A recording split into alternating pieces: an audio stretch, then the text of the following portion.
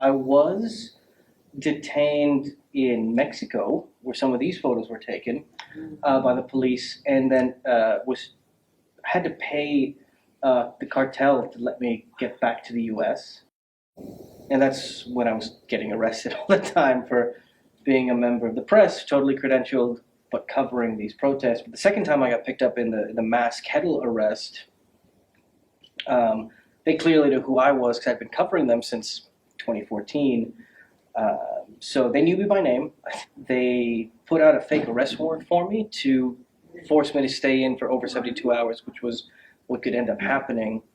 It was terrifying. For the first 24 hours, I stayed handcuffed with a dislocated shoulder in the holding cell, and then eventually, I got processed, went up to the third floor, and when I got out, and I go talk to the attorneys, and they're like, we were really worried we wouldn't be able to find you and get you out.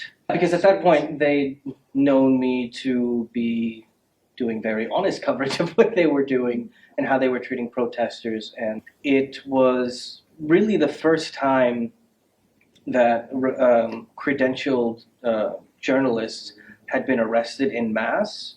But it became a huge rallying point because then we started seeing that other journalists were getting arrested, and then this just continued, this vilification of the press continued up into 2016 and, up to now.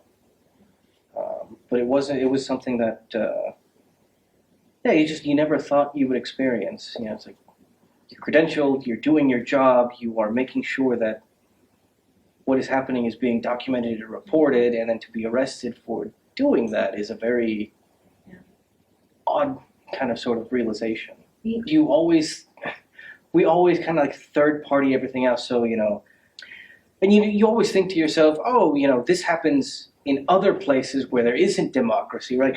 We're a democracy. We have freedoms. We're protected. We are able to do all of these things.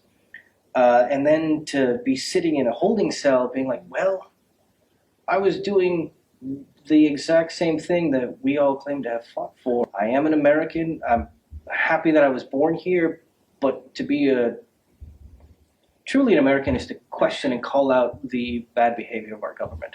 That is everything that we're supposed to be doing. And keeping that in check. We have a responsibility to do that. At some point, blind loyalty became the thing we do. Questioning things became a problem. When it comes to politics, left or right, to me, it's all one and the same. Everyone is looking for an angle to win something. Whether it's an election, it's not about people anymore. It's about the rhetoric, what it is that we are that is different and makes us better than the other person. But in my work, I try not to be political, but rather just present for whatever is happening. It's left up to the individual to decide what they take away from the work that they see and hear and read. The only agenda I would have in my work is to insert back a little bit of humanity that we've lost because of the 24 hours news cycle, because of clickbait, because of politics, because of all of these other things that look like shiny distractions that removes us from actually taking a moment to see the pain and the victory and the agony, the struggles, the successes, the tears, the joy, the happiness of just people living life in this current moment. And whatever that emotion that they feel is exactly what I hope that they felt.